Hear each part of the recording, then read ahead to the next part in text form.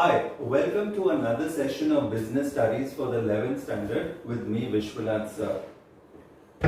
As I told you in the previous session that we need to explore and we need to explore in a right manner. We need to take up certain companies which have made it big or certain individual personality in different fields. It need not be in business or entrepreneurship, but it could be in any other field. Okay, we need to learn, we need to understand their capacity, their mental ability, and how they have suited themselves in different circumstances. And in these circumstances, they have come out to be winners. Okay, I just start with something which is told, just do it. Okay, I think by now you must have guessed what is this. Okay, it is Nike. You're right, it's Nike, the famous multinational corporation situated in USA with its branches spread all over the world. Okay, it has got different forms of clothing, of shoes, specializing in shoes and different attire, sportswear and so on. Okay, so today we shall take up this case study as to how Nike, the shoe company which started as a shoe company, has made it so big. Okay, we need to understand their strategies, we need to understand their marketing abilities, we need to understand that how they venture into different things, how they save on cost, and how they have established themselves as a brand value. Okay, so I take it from here and then go forward from here onwards. Nike Incorporation is an American multinational corporation which is engaged in design, development, manufacturing and worldwide marketing and sales of footwear, apparel, equipment and services. So many things, they have ventured into many things, but if you see many things which they have ventured into is in the field of sports. The company has its headquarters near Beaverton, Oregon in the Portland metropolitan area. It is the world's largest supplier of athletic shoes and apparel and a major manufacturer of sports equipment with a revenue in excess of 24.1 billion US dollars. Okay, this is the data which was given to us on May 31st, 2012. So imagine the number of people working with Nike. Okay, just to put it forward, as of 2012, it employed more than 44,000 people worldwide. Imagine this figure, imagine such a humongous figure, imagine how they have expanded. As of 2012, it employed more than 44,000 people worldwide. In 2014, the brand alone was valued at $19 billion. So if Nike was to just sell its name, okay, if just sell its name, it would get $19 billion. Leave aside its assets and other trademarks and all those things. As of 2017, Nike brand is valued at $29.6 billion. Okay, it is ranked as 89 in the 2018 Fortune 500 list of the largest US corporations by total revenue. So imagine what heights it has reached. Of course, it might have started off with scratch zero, but now it is almost touching the sky.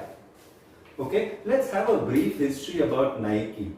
The company was founded on Jan 25th, 1964 as Blue Ribbon Sports by two people. One was Bill Bowerman and Phil Knight, and it officially became Nike Incorporation on the 30th of May 1971.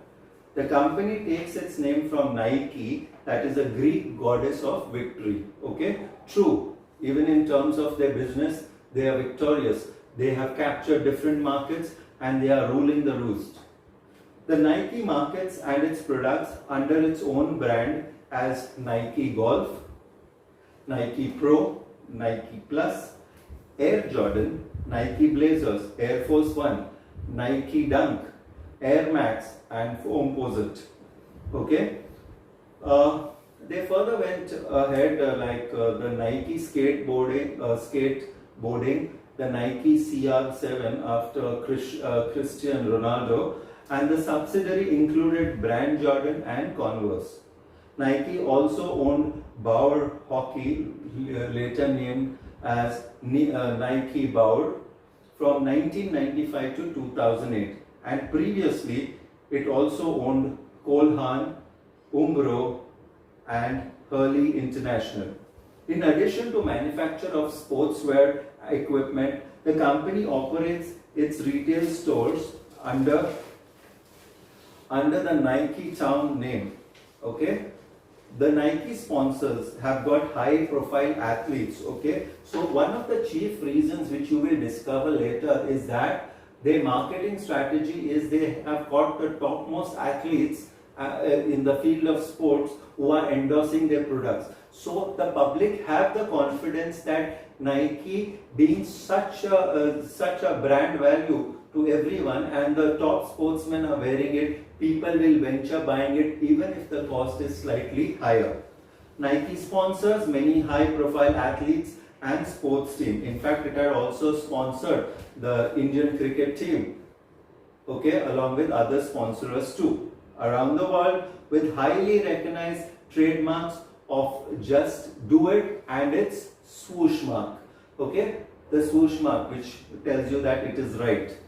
Again, just telling you, it was originally known as the BRS, the Blue Ribbon Sports, which was founded by Mr. Phil Knight and Bill Bowerman.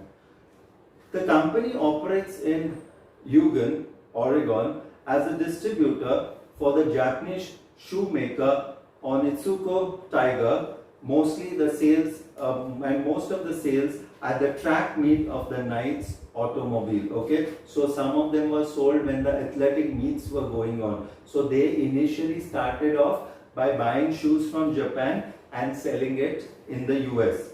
According to Otis Davis, a University of Oregon student athlete coached by Bowerman and the Olympic gold medalist in the 1960 Summer Olympics, his coach made the first pair of Nike shoes for him, and contradicting a claim that they were made for Phil Knight.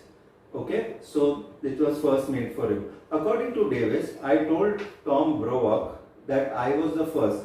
I don't care what billionaires say. Bill Bowerman made the first pair of shoes for me. People don't believe it. In fact, I didn't like the way they felt on my feet. There was no support, it was too light. I saw Bowerman made them from the waffle iron and they were mine. Okay, so the initial pair of shoes went to him. In the first year, the Blue Ribbon Sports sold 1,300 Japanese running shoes, crossing $8,000. By 1965, the sales has reached $20,000. In 1966, the Blue Ribbon Sports opened its first retail shows at Pico Boulevard in Santa Monica, California. In 1967, due to the increasing sale, the Blue Ribbon Sports expanded its retail and distribution operations on the East Coast in Wellesley, Massachusetts. By 1971, the relationship between the Blue Ribbon Sports and Onitsuka Tiger came to an end. The Blue Ribbon Sports prepared to launch its own line of footwear and rebranded it as Nike, and they would have the symbol of swoosh, okay, designed by Carolyn Davidson, and the swoosh was first registered by Nike on June 18th, 1971, and was registered with the US Patent and Trademark Offices on the Jan 22nd, 1964.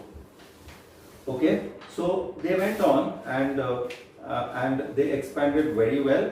In 1976, they hired John Brown and Partners based in Seattle as its first advertising agency. So remember one thing, publicity is very much necessary, advertising is more necessary because you have to make your product be felt. The following year, the agency created the first brand ad for Nike. There is no finish line, in which no Nike product was shown.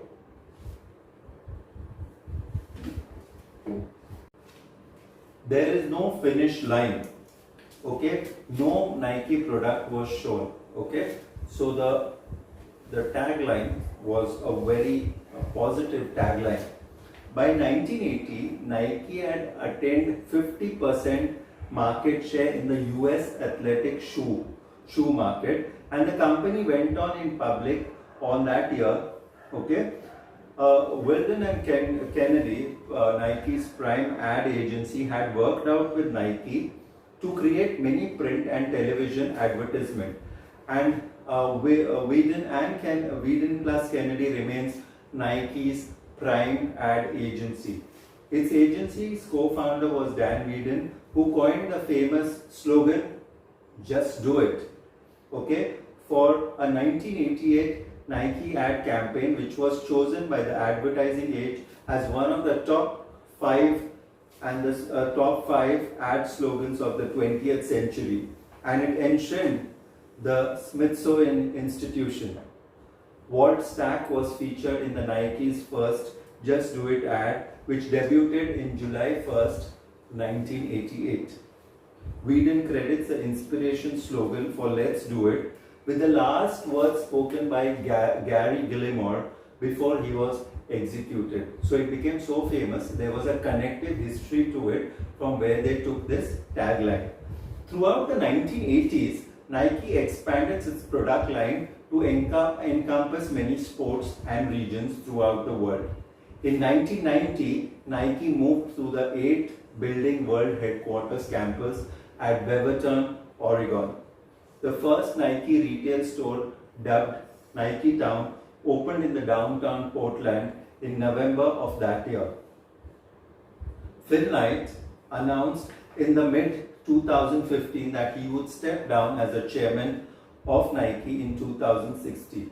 He officially stepped down from all the duties with the company on the 30th of June 2016.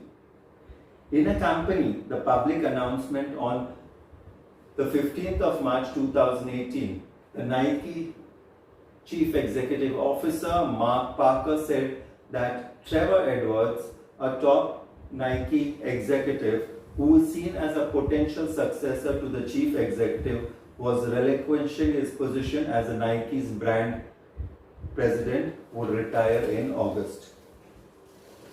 Okay, so this is a certain history which we should know, that how the management is so strong, and when the management is strong, there is nothing which can disturb the management. In October 2019, John Donahoe was announced as the next CEO, and he succeeded Parker on the 13th of Jan 2020. In November 2019, the company stopped selling directly through Amazon, focusing more on direct relationships with the customers. Okay, so now we talk about certain acquisitions, certain takeovers which Nike has done. Nike has acquired and sold several apparel and footwear companies over the course of history. Its first acquisition was the upscale footwear company Cole Haan in 1988, followed by the purchase of Bahur Hockey in 1994. In 2002, Nike bought the surf apparel of Hurley International from the founder Bob Hurley. In 2003, Nike paid $309 million to acquire the sneaker company Converse. The company acquired Starter in 2004 and the soccer uniform maker Umbro in 2007. In order to refocus its business line, Nike began to divesting some of its subsidiary in 2000s. It sold the Starter in 2007 and Bauer Hockey in 2008. The company sold Umbro in 2012 and Cole Haan in 2013. As of now, in 2020, Nike owns only one subsidiary, that is Converse Incorporation. Okay, so this was basically about certain things which we went into Nike, the history, the management, and how it took over certain companies. Mind you, taking over certain companies is much more beneficial because this is a good marketing strategy, and this marketing strategy helps in the future. Okay, this and much more I shall continue with the next turn with Nike. Just do it. Thank you so much. This is Vishwanath sir signing off.